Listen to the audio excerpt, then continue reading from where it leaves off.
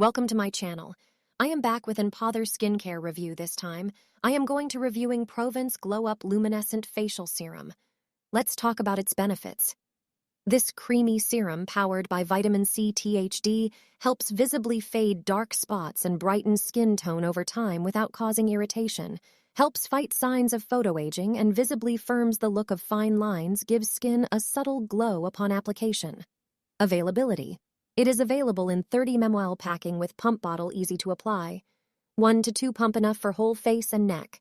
Its key ingredients are as it contains THD ascorbate, which is more stable type of vitamin C, deeply penetrates the skin to combat hyperpigmentation, freckles, and dark spots. Second main ingredient is kakadu plum, which contains more antioxidants than blueberries and 50% more vitamin C than an orange, reducing hyperpigmentation, anti-inflammatory, and anti-aging benefits. Third main ingredient is sea buckthorn, visibly smooths the skin's texture and reduces redness and irritation. How to use this serum: use daily after cleansing plus toning. Massage 2. 3 pumps onto skin, don't forget your neck to apply. It is suitable for all skin type. If you like my video, please subscribe my channel.